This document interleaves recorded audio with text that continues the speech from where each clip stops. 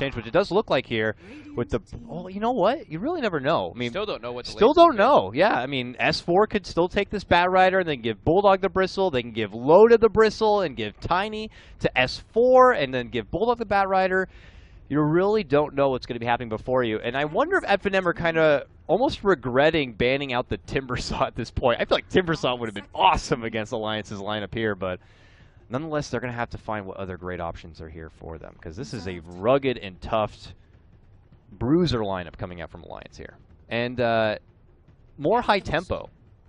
And Alchemist is actually going to be the choice here from Finem. So, the Thug Alchemist. Tiny heroes, two heroes that have very little armor, so Acid Spray can be very obnoxious in the lane for them, but at the same time, Alchemist needs to watch his positioning if he is versus that dual lane. He should be just fine to farm, and it is, yep, Bulldog Bat Rider, and it is going to be the S4 Tiny, like we were saying. It's a shame they're not privy to like the disgusting Viper. I feel like Viper also could have definitely done a number on the Tiny and Bristle play here, but they're going to go their own road, their own little greedy road here to see if they can bulk up this. They want to scale super Alchemist hard. and yeah, scale. It's also an excellent combo with the Oracle. It's just a natural combo. Oh, you're right. Chemical Rage. So if you do get False Promised with Alchemist ult, you're pretty much going to live whatever happens to you because of that double healing bonus. And yeah. Actually, Oracle's very good at being able to bail out a lot here. That False Promise could, allow Weaver the opportunity to get a time lapse off and be able to stay alive. It could obviously help a lot with the Faceless Void and being able to get a time walk to kind of stay alive and well. So this is going to be a bit of a barn burner here, and always a pause. And you know what? He's right. I feel like every game I cast, we got to start with a brief intermission here. But hey, that means we can go over the predictions, Fog. So yeah, team with the first Barracks kill. Okay, we're going a bit to the late game here. I mean, Alliance have that sieging lineup. I can't help but feel like it would be them. It really depends on the laning phase. Like this game is, the drafts are very. I mean, I don't want to say like completely even, but it's like a good matchup. Either way, I'm personally like at Finem's currently because they have a massive amount of team fight. They just need to ramp up and they need to survive through the laning phase. But if they do make it out, their lineup fights so well into alliances. They have the Wombo combo from the Void with the Elder Titan if he finds his levels. They have the Acid Spray on top. Lots of minus armor. Acid Spray plus Swarm from the Weaver. If they're able to single out the Wisp, he's just going to die constantly. So it really depends on laning phase like I was saying, but both drafts have their strengths. I'm just going to quickly fly through some of these other predictions and make some bold called here. So I'm going to say longest kill streak potentially going to be for Madara on his Weaver. Player with the least deaths. Ooh, that's a tougher. I'm going to go Madara anyway. You're going to go Madara, yeah. The Weaver is going to be pretty damn elusive, and having pretty much that second life is going to make him pretty tough to crack here. Yeah. We'll get underway with the early ward game. A very deep ward commitment up here by Finem to be able to scope the jungle front up there at the top lane. And they even get a nice little deep lane ward here at the bottom just in front of this tower. So they're going to get a lot of sweet intel to see any sort of possible lane rotations and see if they need to make any sort of audible calls. We saw yesterday Alliance not afraid to pull out even some more like aggro laning setups. So maybe Finem will make sure that they kind of have a head start if they need to make any sort of lane changes. It's definitely possible. It definitely looks even like Alliance is going to be going for that aggro tri-lane. Oh, and it looks like we're going to be having a clash right at the level 1 rune down here at the bottom. A deep dive. Elder Titan forces Alliance back, and that means that Bulldog's going to be able to grab the bounty at the top, and will allow Thug to snag up that precious and delicious greedy gold bounty rune here for the mid laner. They are going aggro. This seems to be like the response into the Elder Titan lately. Every time people have been picking Elder Titan and doing, well, not every time, but since yesterday we've been seeing Elder Titan gets picked up and the opposite team goes aggro tri-lane into it since it's a weak tri-lane support. Ah, and you see here Ake coming up a bit short with the D ward in the lane, so. And we do see the lane swap instantly response from Finem. They put the Void safe lane and they switched up, and the Weaver's running all the way top.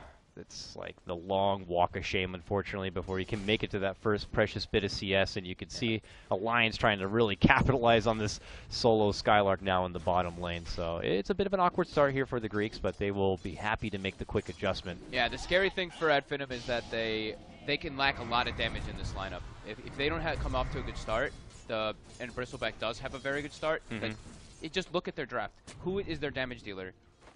Like the Void? No. Weaver? Not really. He needs to gain a bit of a start. Alchemist? Not really. Elder Titan needs levels. They all need to get their start going in order to be able to actually deal with the tankiness of Alliance's cores. A very fragile laning phase here for Finem. Is going to force them to kind of walk on eggshells to make sure they don't allow Alliance to have too much of an early advantage. Thug needs to watch out. Yeah, they're pinging him. There's the Witch Doctor sitting on the side. It's the tri-lane potential to go on him, but lane gets pushed in, of course, from the acid spray. And Thug will play pretty far back here and just block out the camp and try to avoid any sort of incoming trouble. It's Ake who's hanging out nearby to kind of first blood instead. Ooh, a bit too much of that sticky icky, and that leads to an unfortunate demise for the Elder Titan. It was actually interesting. The Firefly wasn't like right on top of him because he was like, and it was still it burned him anyway. Instantly, it started burning him while he started the stomp, so that actually got him killed. I thought that they were gonna be able to get the kill because he looked a little bit like distant from the Firefly, but it ticks on him, and he already had 5 sticky napalm stacks, so he has to just watch out to not get stuck up so much. But it was very weird how that deceptive graphic, deceptive AOE, graphic sure. You know, there's a lot of spells like that. Like maybe Quap ulti and stuff, where you think you're kind of outside the cone of the graphic, but it somehow still clips you, and that is unfortunately. Oh man, Load is very ripe today. I've noticed. They are very impatient. It seems like instantly getting angry, or it seems like, but.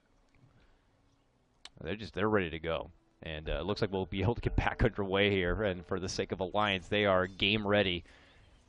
Ake is still parked in this mid lane, just waiting for an opening. They're like, surely this Alchemist will wait. It will think eventually there'll be no one there. And sure enough, he moves far forward enough. He might not have to go up north to avoid the trouble, but he's not going to be able to make it away. There's going to be the early lead-in of the Avalanche. Coconut goes out. A rotation in from the Oracle. He will Fate's Edict Thug, so he takes no further magic damage, and it looks like he will avoid the trouble. Alliance will force the rotation out from the Oracle, but will come up short on the mid lane gank. Yeah, I find it kind of funny that he gets to stop on Bulldog. Bulldog had been getting away with a lot so far this game. Oh no, not again. Spartan, he's turning back, and it looks like Bulldog is not going to tempt fate there, but will continue to be a bit of a nuisance. You cannot allow Bulldog to get so much in this lane too. I was going to mention how it's funny. We watched Escape Gaming, who did this. Oh my god, he got it with the stomp. Can he get a couple of right clicks in with that sticky, though? It's going to be the slow. He's got Tango regen. That's, of course, the, what the taunts naturally go out if you manage to get away with a certain amount of HP. That's not bad manner. That's like just, sub 10 or sub 15% HP. If you get away like that, it automatically forces you to do a taunt. I actually didn't know Batrider had a taunt. He apparently flips upside down and does a barrel roll. That's hilarious. It's cute. And Bulldog will be able to make it away, and for the sake of Finem, they're going to be happy to force the Batrider out from the lane and kind of step away from that early advantage he was getting. I was going to mention how it's funny that Alliance is doing the aggro tri-lane into the Elder Titan, and you know which other team did that yesterday and started that kind of like trend? Well, not maybe the entire trend, but No Diggity, Escape Gaming. Down, wonderful setup right there. A long ball pass, and it's going to allow Alliance now open this game 2-0. That was fun. And the supports are moving a lot on the side of Alliance and leaving the Bristleback 1v1 versus the Void, so Skylark is able to find a decent amount of CS down there. We are seeing the king of the CS right now belong to Madar here on this Weaver in the top lane. Credit to the supports kind of getting up in the face of Bulldog and not allowing him to be too much of a problem here for the Weaver, but as you mentioned before, Weaver does require quite a bit of a build-up rather, before he can really be that big damage dealer, so it is going to take a lot of nourishment for this core to really be a bit of a game changer here. Yep. And Thug should pretty much not die anymore. One death is inevitable to happen in that lane, just a bit of a mispositioning. But now he's got his Soul Ring up, he's got his Raindrops as well, and very close to 6. So he's able to just resort to the jungle, throw the Acid Spray in the mid lane, just push the lane in constantly onto Alliance, and he should just be in a very favorable position for himself. Yeah, I don't know if he made the stack himself, but he at least has the one stack nearby, but without him having any sort of babysitter or assistance, he will need to find a place to kind of fall back and build up his economy a bit. Back and below here, Loda a bit low, but it looks like EGM shows up just in time, and suddenly Loda has full life and full mana, so that's the wonderful world of a Wisp. Meanwhile, up and above, Bulldog could be up in arms here. It's a 1v3. He's able to get 2 stacks here onto Madara, who swiftly Sakuchi's out from trouble. Bulldog is determined to get the most out of this nearby neutral camp, though. Shockwave flies, it connects on the dog, and Now he's going to be forced to rotate down below, and how convenient. It's 6 minutes, and it's a bounty rune that he'll be able to snag up. Would have been the dream if it was a regen, let's say, but he gets the free rune nonetheless, and will shift his business elsewhere. He got a good amount of that stack, too, yeah. so he gained a lot of value there. He's doing boots, he's got his Windlace and 900 gold, which is great. Okay, and on the other side of the world, yeah, we see Skylark here getting hit with the coconut, and he'll be able to time walk away from the trouble for now. Let's S4's on the prowl. S4, here he comes, crawling in with his fancy little invis rune, but Skylark privy to it, notices Tiny maybe missing off the map, doesn't want to risk anything, and is going to make the long walk all the way back to the base, it looks like, to heal on up. We compare his offlane performance. He's at 19-1 CS to Bulldog at 25-1. So this Batrider off to a hot start. He's able to go to the jungle now. Has about 1,200 gold. So Blink Dagger timing is going to be pretty nice here for him. Let's see if they're able to get the kill on the Alchemist here. Yeah, they're scouting him. They know. And Skylark will pick that one up. And this game goes even now, Fogged. 2-2. Yep, 2 aggressive wards coming up from Alliance. They saw the Alchemist farming, but like we've been mentioning, raindrop, you can't overlook it. It ends up saving Thug's life, and they're able to turn around and get 2 kills. 2 pretty big kills, in my opinion. What a wonderful item. Yeah, it actually just straight up saved him. And Oracle will deny himself. And it looked like did he deny himself on the enemy? Yeah, he denies on the enemy stack, so he sees this huge stack, too. They know this is there. They know it's something that Loda wants to go for. And yeah, he even dropped the sentry here. So I wonder if it's something at Finem can be able to contest, and as mentioned before, they don't have a whole lot of damage to work with, so I don't know if they have enough in their arsenal to do anything about it. And it looks like Alliance are already going in for it now. It's way too hard to contest the Bristleback. Look at this thing. That's some girth. That is some money. Loda. It just dies way too quickly. Yeah, okay, well, gotta be careful there. A lot of dragons, and those Ancients do offer that new aura, and here comes a friendly little spirit to scout things out, but as mentioned, there's not going to be a whole lot Finem can do about it. They are going to try to at least force Loda to sidestep and maybe miss out on a CS or 2, but nonetheless, that is a huge boost of money going the way to the precious core of Alliance. So. Oh yeah, he just got super rich, get like 1,000-something gold. Pretty ridiculous. Now he's got his Vanguard up with his Arcane Boots. We'll probably see him go for that. I hope that he goes for the Guardian Breeze build. It's more than likely because he did pick up the Arcane Boots that he'll build into the mech right away. Yeah. He's already very, very tanky. Yeah, and it's with the Wisp, it's obvious, you know, you get the double heal from the mech. And wow, Bulldog actually picks up a 9-minute Blink Dagger with Tranquil Boots and Windlace. Yeah, that's what I was going to say. He was just grabbing his Blink Dagger now. We might not see it, though, as we're currently experiencing a little bit of lag. But okay, there it goes. He teleports that much closer, freezes once again, teleports once more. And nonetheless, they are going to be fight ready here. He even gets the smoke. And Alliance now going to really look to take the momentum in this early game. What do you think is going to be the prize target here? Who should they look to focus? Is it making another go for Thug's Alchemist? Should they now decide to try to keep the Weaver in check, though? He is kind of tough with the time lapse, but Lasso can make it a lot easier. It's probably focusing more on the mid lane, or maybe even the enemy jungle, just because they could get another aggressive ward down. Theirs is going to be expiring soon. It looks like they found Thug. Coming out already. And it's going to bring in S4, who Loda was already there to scout it out. Thug, though, looks to walk away, and Alliance a bit all over the place here. Not any sort of sole commitment onto anybody, as Madara looks to intercept, and the relocate will send the company right back out from Alliance. But Bulldog's here now. Not the ideal Blink debut he was hoping for, as he had to kind of step in and assist his team. But this is a bit chaotic feeling, as we're kind of halfway between the mid lane and the Finem jungle. And surprisingly, no one goes down at all, Fog. That was our first relocate of the game, and I'm not seeing any bloodshed here. Yeah, as soon as he gets Chemical Rage off, they can't kill him. Armlet Chemical Rage, and it's in such a weird position. If they overcommit, they can pay heavily for it into the Chronosphere. They know that the Alchemist doesn't have stun still, but that's something you have to watch out for. You know, the Void has his Chronosphere, he has the setup. Elder Titan is level 5, so level 3 stomp. You can't overcommit, and you'll just get super punished. Oracle now almost level 6 on him as well. So he'll be able to counteract the lasso as long as he's in optimal positioning. Yep. We'll have to be a little close. And they actually get both D wards from Finem. They get both of the wards that Alliance had in their jungle. I mean, that one's pretty obvious, obviously, with the relocate play and the way that Loda was kind of, you know, rummaging through the woods. That it's obvious Alliance had some sort of intel, and Finem will quickly be able to debunk that. Yeah, and Madara killed the courier during that last engagement as well. So a little bit of surge of economy for him and his team. and also the downtime of not having the courier. And it does look like Loda is actually going for a more of a core build this game. He's got a Sage picked up now in the courier. Yeah, that seems pretty traditional for Loda, but yeah, in recent bottom lane time, relocate. Oh god damn it! I was trying to get rid of the freaking thing. Oh no, this is my bad. Okay, bottom lane to relocate in will allow the Skylark takedown.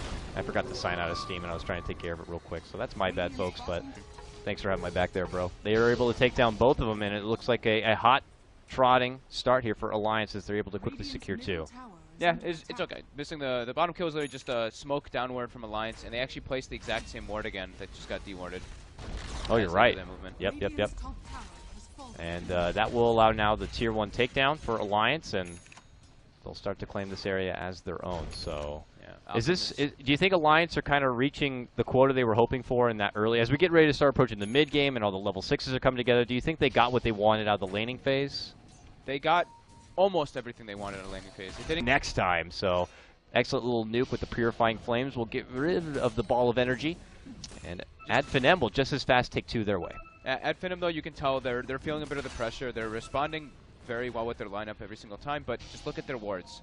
3 super defensive wards coming out from them just to try to slow down the pressure from Alliance, because like we were mentioning, Finem just needs to do well in this early game, and as long as it progresses, yeah, it's going to be very heavily favored for them. They're going to have to play like that very defensive turtling style. I mean, when you're going against a Wisp who now has Relocate online, when you're going against a Bat Rider who has his Blink, it's expected from Alliance that they're certainly going to be going on the offensive and looking to shut down this Alk and this Weaver. So yeah, and like we were mentioning as well, S4 goes for that Blink Dagger. He tends to do this on his Tinies every single time. Always the first item. Yeah.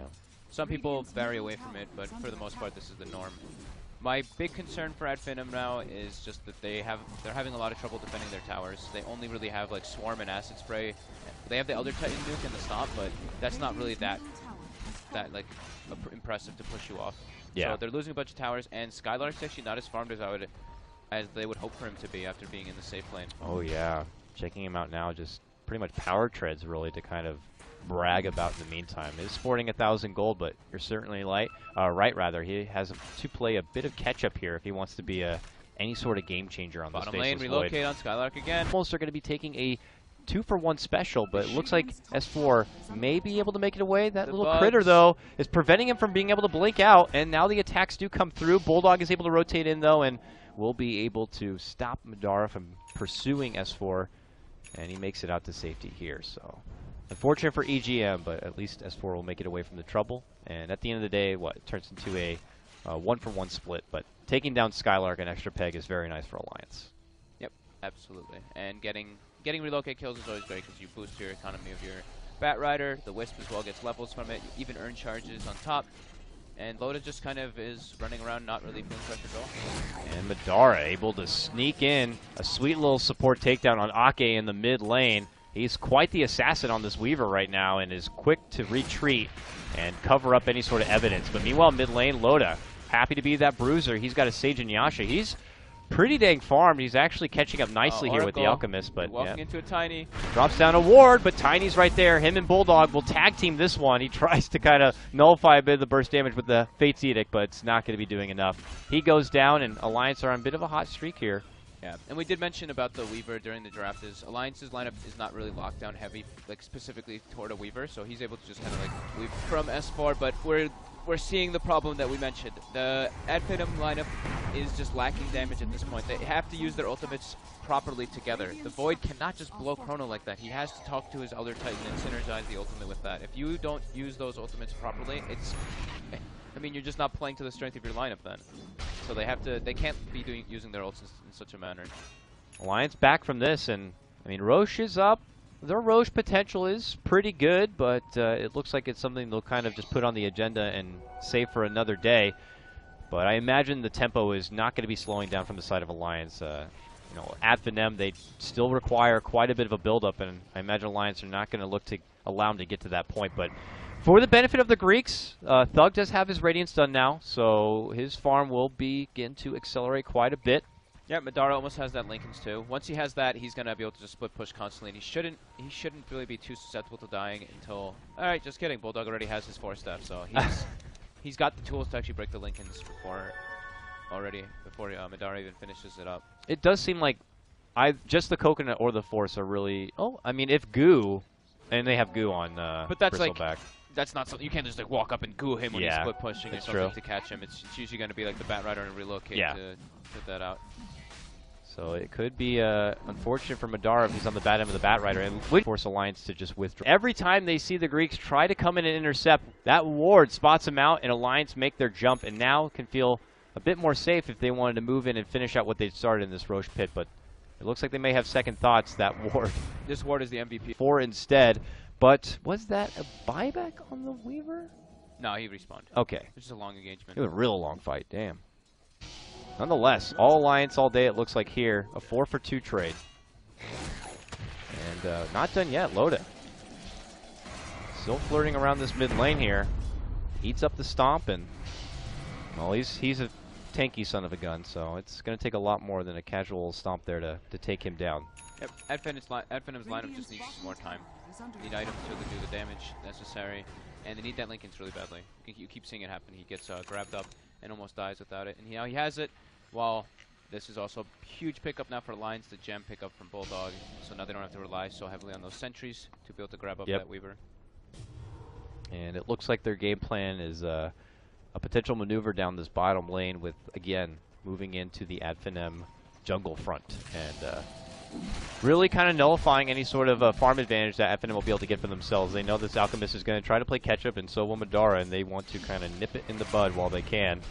But here's Madara, just kind of still creeping and crawling back and behind. They're flirting around this Loda Bristle, but he's quite the raid boss, and it ain't going to be easy. Yeah, his item build's actually paying off hugely right now. Instead of going for mech or anything like that to help his teammates, he's going for like the greedy carry build because he knows S4 is going to be going for those like pickoffs, like not really like support, but kind of like just like not really a full blown carry. Like he's kind of like a 3 tiny instead of a 2 tiny. So Loda knows he needs to be the right kill potential for this build. We'll see here. Will the Greeks find a way to receive a full team fight? And they are going to be on the up and up. Now 18-10, and maybe it will finally be time, round 3, to finish off this Roche. Vision winning them the fight there. S4 is able to get a nice jump on the Oracle, but again, Adfinem seems a bit disconnected. They don't seem to be maybe not communicating or not. There's a lack of cohesion between them. The Void jumps on 2 targets on the right side. The Elder Titan doesn't even drop his ultimate right away over it. He actually walked into the Chrono, got flame braked out, and then walked back into the Chrono. So there's a little bit of a weird interaction there from Spartan that we usually don't see. And yeah, the fight was just super split up for them, and they didn't use their ultimates in synergy properly. Very chaotic fight. And for Alliance, they were able to kind of keep their cool and make it work to their benefit here for a team that has obviously been around the block for quite a while. And I don't know if it was mentioned yet, but S4's follow-up, he has the Shadow Blade and still about 2.2k pocketed up here. So curious to see what he decides to invest in next. Yeah, not too sure. Loda is going to be going for that Aura. He's going for the AC. So we'll probably see Loda. Okay, well, I was going to say we'll probably see S4 go for Silver Edge, and he does right away. So yeah, cool. Straight to Silver Edge. So it's not really specific for anything, but it's a, I mean, it's a good stat item. Yeah, for sure. Yeah, it just overall helps you for the Silver Edge. The reduced damage is neat as well. Alliance kind of begin their sweep here, do some casual dewarding, and begin to scope out the Ancient camp and see if they can possibly find a flank opportunity here for Adfinem in the top lane. And you could just tell by the way the Greeks are posturing here. They are definitely on a very defensive position, but Alliance are just really kind of starving them out now. It's slowly beginning here, taking more of the jungle. Lasso pull back here. Bulldog's able to snag up Spartan, and even a relocate. Pulls in S4 so they could just secure that one. Elder Titan goes down, and Alliance find an opportunity to maybe push in for a +1 objective in this mid-tier 2. Yep, they should be able to get it just fine. Madara, however, is going to be able to get a trade at least. Yep, he gets that tier 1 in the top lane and quickly rotates to the mid here, where possibly Alliance will begin their siege. I mean, you got that Aegis here to work with now. Loda is going to be the tanky one in the front lines. No Aegis for him, though. They picked Bristleback into the Void. So, oh, you're right. But, I mean, it's working for them, but still, it's a neat little thing, the way that the Void works for Bristle. Obviously, with time dilation, messing up his spells. Yeah, and that is something Bristle really kind of relies on, being able to spam out all those to really get the most out of his ulti, but it doesn't seem like the time dilation has been too much of a factor yet. Alliance very headstrong about their bristle pick and really making it count here as they continue to escalate their advantage. It's about a 7,500 net worth advantage. Really the only one kind of, you know, preventing that from being a serious 10K advantage is maybe this farmed Alchemist, because it's it's an Alchemist after all. But Alliance, sure enough, very far ahead, and they're looking to close this one out sooner than later. They already got the tier 3 down the mid lane. With Raxus exposed, they're looking to do some serious base sieging here. And, well, Skylark's Chrono is back up. There goes the Earth Splitter, but there's going to be a snag on Spartan. They're going to pull him right back up, and they're going to try to burst down the Elder Titan, getting rid of that natural order from the fight before it can even begin. There's going to be the Chrono now, catches out Akan S4, but with a Crimson Guard pop, he's just tickling him, so can't do much about it. Skylark feeling pretty useless at this point, and Alliance say, nah, no bother, we'll just go for the Rax because, well, that's what's important. And it looks like they are going to be able to clean out this mid lane, and potentially looks like Alliance could be walking away with this Game 1 victory if this keeps up. So this has actually happened like 2 or 3 times now. The Spartan gets like a good 2 or 3 man stomp, and then he gets ready and he sets up his ultimate, and either Acid Spray or the Swarm actually ends up waking up Alliance. I've seen it happen in like 2 or 3 different fights now, and he doesn't end up blending the Earth Splitter on anyone. But again, the cohesion, the synergy is just not there for Finem right now. Every single time you see this Chrono come out and there's no follow-up. The Earth Splitter is not there. Even the Astral Spirit for the natural order during the Chrono is not on top of the Chronosphere. So there seems to just be some miscommunication coming out from the side of Finem. Yeah, I wonder, like, that's something you don't even really think about. I don't know if it was something they didn't think about at all. Just like you mentioned, the way that the Swarm could even wake up the Stomp and any sort of potential setup play. Yeah. Very anti-synergetic in that kind of front. But they do get another toss back here for Thug. Early false promise just to make sure he stays alive. His Chemical Rage will be able to kind of add to the double regen, so he should be all good. Alliance kind of repositioned, step back a bit. Finem don't want to overcommit right here. A lost fight could just easily mean the game if this goes very bad for the Radiant. And Alliance know that if they can win this fight, it's going to be game for them. So it looks like they found an opportunity possibly to truck on forward, but no kills yet. Alliance continue their approach. Obviously no Aegis on hand for them now. But feeling pretty confident with fight in their direction. It had been a long while before they're able to be in the positive. But it looks like with that, they get a pretty good chunk of net worth here, Fogged.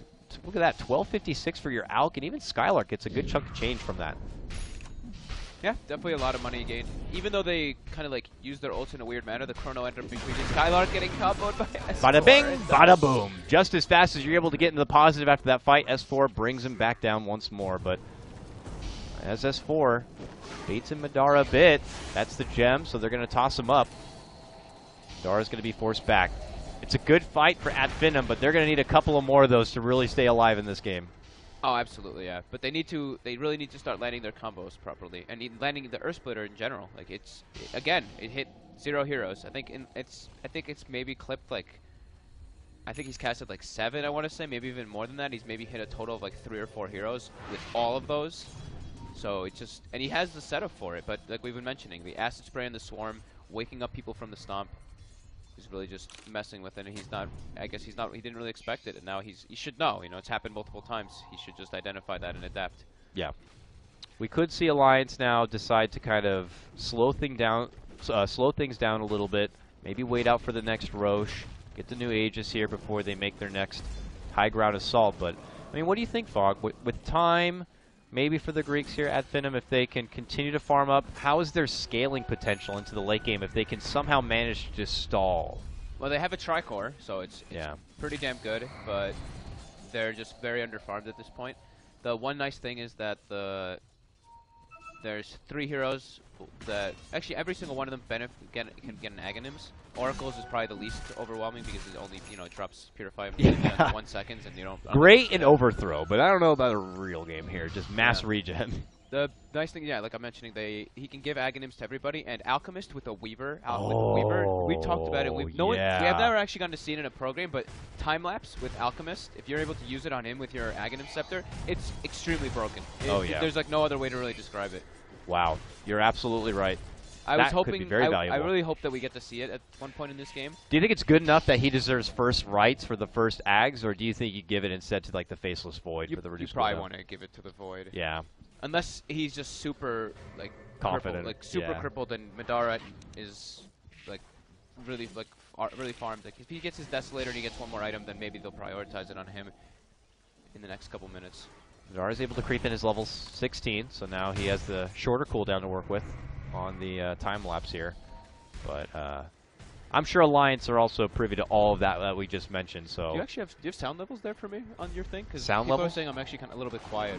Saying you're quiet? Yeah, a little bit. I can turn you up over here. Turn me up a little bit. There you go. How about that? I upped them up a bit. Hope everything's fine now, folks.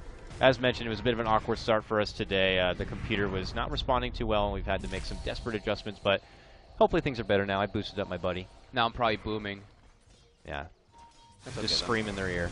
Yeah, I just kept seeing. I looked at and glanced and I saw it happen. Like, stop looking at chat. Oh, I appreciate it. Sometimes it's helpful. I'm scared to look because Very they're probably rarely. like, "What the hell's happening with this camera and overlay there?"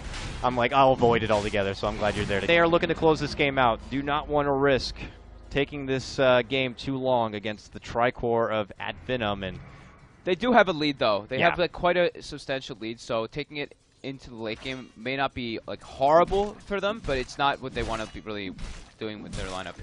It doesn't benefit them completely, but with the lead that they have, they can venture into it, not in too much danger. Especially because S4 is now starting to transition into a carry.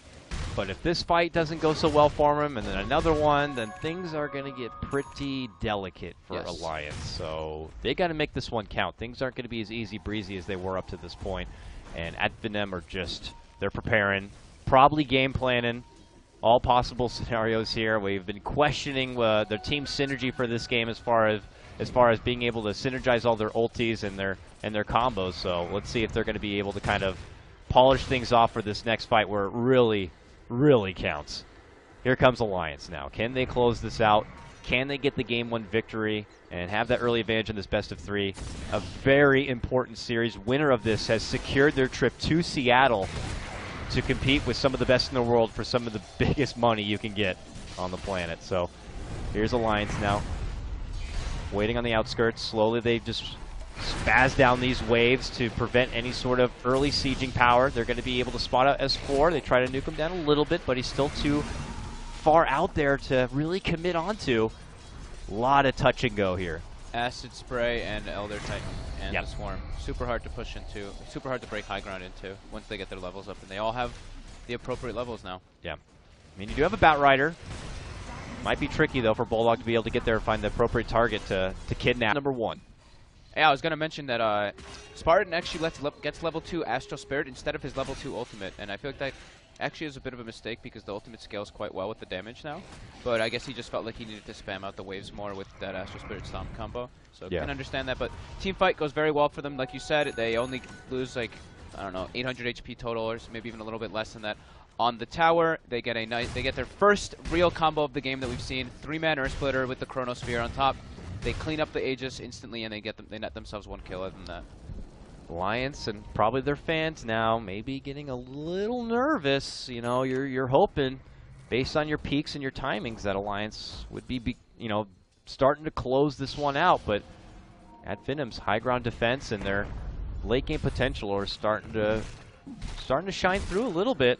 Yeah, look at the enemy jungle too. Or Finem's jungle is just completely warded up by Alliance. So you can tell Alliance felt very confident on the aggressive in this game, and we did see that fresh BKB used by Loda in that last engagement, and now we do see Alliance getting a little bit sick and tired, as you were mentioning, of trying to go for that high ground. It seems like they want to go for that tier 2 top. Yeah, just get what's out there. It's free money on the map for them, and I don't suspect Finem doing really too much to defend that tier 2. It would just be probably too high risk of a play here, but again, these Greek boys, you really never know what the hell they might actually decide to do. Buyback and will be out of the game for 40 seconds. Oh man, I don't know if maybe that was a miss micro or something. He's so far up and out of position. Alliance getting that chance though, gets the kill on him. Yep. And 30 seconds to take that. They obviously really wanted to get that Madara, and Alliance are not feeling too comfortable. They opt to pull away from this top lane and will look to find some help elsewhere, but they can't keep stalling out too long. Yep. S4 is about to pick up his Butterfly, so he's actually transitioning very well. He's caught up with Loda. So all these kills really benefiting him a lot. Yeah. Of course, that Silver Edge massively paying off. Great investment by him. It is still going to be, nonetheless, I'm trying to build up a lot of hope for possibly a comeback here from Finem, but But the thing is this is Alliance. I mean, if there's an opportunity where Finem begin to push past the river, I mean, they still have, for God's sakes, a tier 1 on the bottom lane and the mid lane to have to work through. There is a lot of that famous Alliance backdoor potential in this game. It is still a very steep hill to climb for Finem in a comeback. Yeah, they still have a lot of economy that they can gain off of the map. Yeah. Just like you were mentioning, off of those towers. But also you mentioned they haven't been able to cross the river like at all this game. It's like the last 20 minutes easily, Alliance they have not crossed the river. Really keeping the pressure on them and just trying to starve them out. Yep. I mean, had Alliance not been able to get down these nice wards and maintain like this sharks in water mentality around the, the Finem baseline, they would have been able to reach out and really escalate their farm. But, for the meantime, the Radiant have just had breadcrumbs of farm, and Alliance, as mentioned, just continue to starve out. And eventually, Bulldog will be able to maybe find that lasso target, get that one person down, and Finem will be stuck in a bit of a rut for their final high ground defense. So, might have to come down to any sort of cheeky play here by them to be able to really 180 this game momentum. Yep. Thug picking up his AC quite soon for the Alchemist. I actually thought we'd be seeing that Shiva's build that people have been doing. I really like it. It also helps a lot with their lineup. But he feels like he needs to be more of an actual damage dealer, so I can understand that. Yeah, you get to pair that together, of course, with the Weaver and his Deso and the minus armor is something you really need to kind of shred through someone like Loda here, for example, who's sporting your Crimson, who's sporting your AC. So they need to find a way to be able to penetrate this fortitude of Bristleback and the rest of Alliance. So, and, if they are in a position where, let's say, they win a big team fight and the Alliance are not able to defend, they could just easily mop up these Tier 1 and Tier 2 towers, like, in a blink of an eye. Yep. AC now picked up for Thug. We have the Diffusal Blade as well on the Void. The one Rax, and now it's just one more to Megas. That DD Tiny, it looks so silly. He 3-shot top Rax, and then he almost 3-shot the range Rax, and it's looking now very grim for Finem. There's only 2 little Raxes up, and they are ranged Raxes, so lines can just poke at those, and if they get Megas, that's where it's going to become nearly impossible for Finem to catch back up. They use Madara's buyback as well, so his net worth has completely plummeted, and his item progression has stopped. Desperation mode, though. Finem charged themselves down this mid lane, out of their base, but I think that might have been it, Fog. That was the damage is done. The final hurrah for Finem. Alliance will get the Roche to even make things easier for their final push. I love that, though. They recognize there's nothing we can do. Our Raxes are going to, it goes probably the best it could have for them. They couldn't expect to really win that entire thing just from that one engagement. And, yeah, the game is, it's pretty much over now. Madara dying again, losing a lot of net worth over and over again, and Alliance just pulling ahead slowly but surely. Here they come. Or close. You recognize with the Finem lineup, a bit on the greedy side, requires a serious amount of build-up, a lot of pressure on them to be able to succeed in that laning stage where Alliance were really able to kind of, be the successors. We saw Bulldog get that kill in the top lane. He got a good timing on his blink.